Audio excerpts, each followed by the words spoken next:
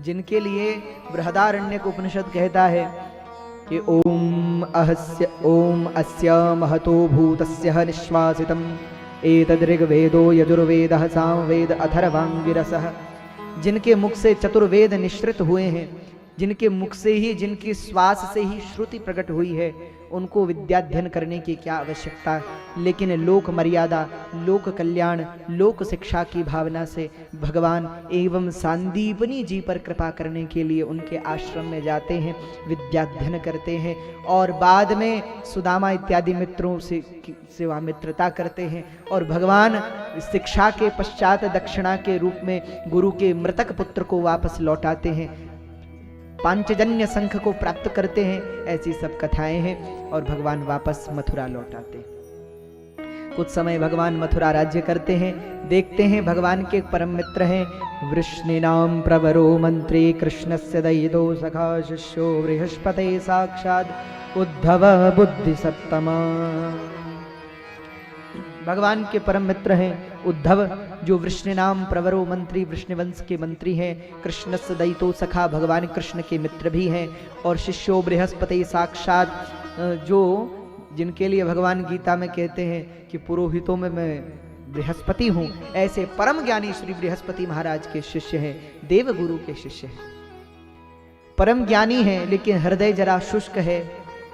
कई बार होता क्या है कि ज्ञान तो आता है पर ज्ञान थोड़ा हृदय को शुष्क बना देता है।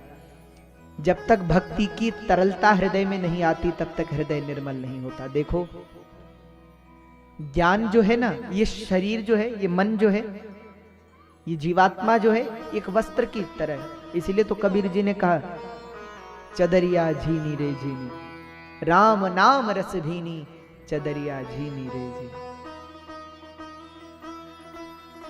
इसलिए तो कबीर जी ने कहा ये जीवात्मा तो, और गीता में भगवान भी तो कह रहे वासांसि जीर्णानि यथा विहाय नवानि गृह्णाति नरो पराणि तथा शरीराणि विहाय जीर्णान्यन्यानि संयाति नवानि देहि। शरीर क्या है? वस्त्र मात्र है, वस्त्र ही है।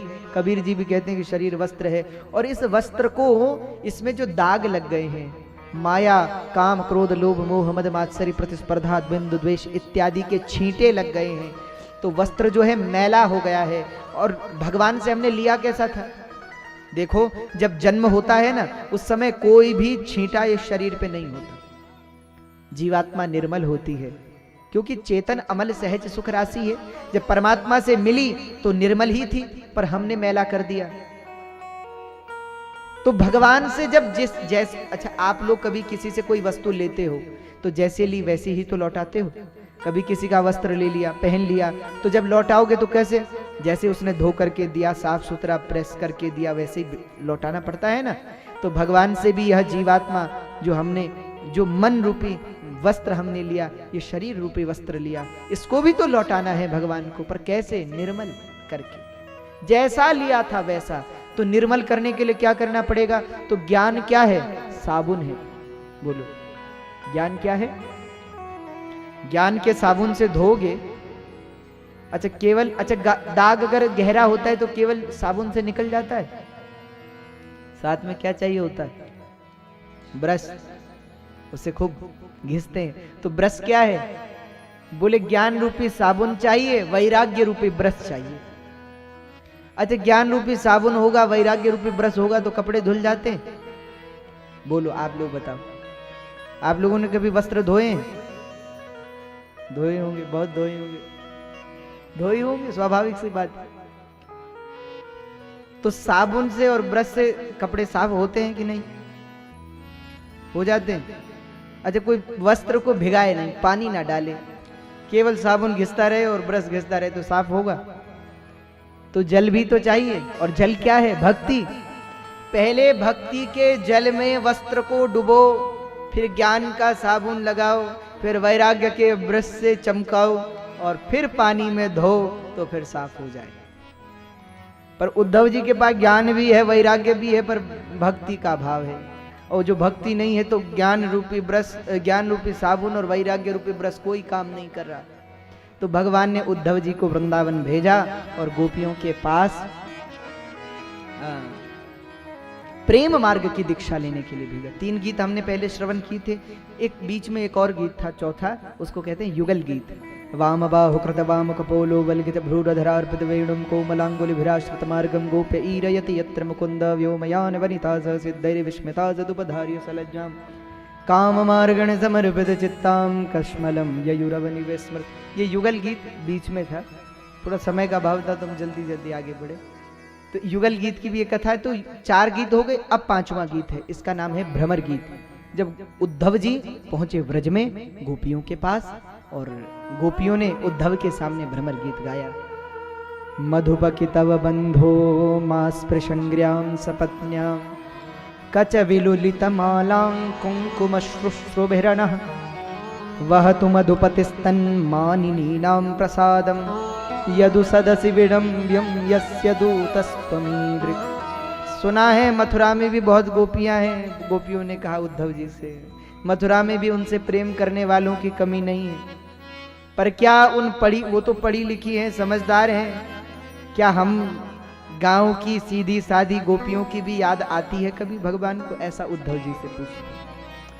तो बड़ा सुंदर प्रसंग है उद्धव और गोपियों का। उद्धव आए थे इस भाव से कि थोड़ा ज्ञान दूंगा और समझा कर चला जाऊंगा, गोपियां समझ जाएंगे, हम तो बड़े ज्ञानी हैं। भगवान से कहा था कि आधे घंटे में ज्ञान दे करके, और अभी जा रहा हूं और थोड़ी देर में लौट आऊंगा ज्ञान देकर।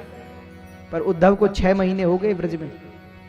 बोलो 6 महीने हो गए, उद्धव जी खुद को भी भूल गए, अपना ज्ञान भी भूल गए, ऐसी भक्ति आई। तो भैया प्रेम तो बड़ा निराला है। जब उद्धव को गोपियों ने समझाया, उद्धव ज्ञान चर्चा सुहाती नहीं है, बिना कृष्ण दर्शन के शांति नहीं है, कन्हैया कन्हैया पुकारा करेंगे, लताओं में व्रज की गुजारा करेंगे, कहीं तो मिलेंगे वो माँ के बिहारी, उन्हीं के चरण चित लगाया करेंगे। कभी तो आएंगे, कभी तो हमारी याद आएगी, और जब आएगी तो देख लेंगे। और फिर उद्धव से गोपियां कहती हैं, ये तो प्रेम की बात है उद्धव, बंदगी तेरे बस की नहीं। देखो ज्ञान तो किताब पढ़ करके सीख सकते हो, किसी गुरु के पास जाकर के सीख सकते हो, अपने आप पढ़ करके वेद शास्त्र उपनिषद स्मृति इत्यादि का अध्ययन करके पा सकते हो, पर प्रेम कहीं सिखाया नहीं जाता, किसी विद्यालय में नहीं सिखाया जाता। बोलो किसी स्कूल में प्रेम करना सिखाया जाता है? या कोई प्रेम करना सिखा सकता है? प्रेम तो बस हो जाता है। गोपियां कहती उद्धव ज्ञान तो पुस्तक पढ़कर सीख सकते हो, पर प्रेम तो तब मिलता है जब उसके चरित्र में खो जाते हो, डूब जाते हो। इसलिए उद्धव हमें तो लगता है कि ये तो प्रेम की बात है उद्धव, ये तो प्रेम की बात है।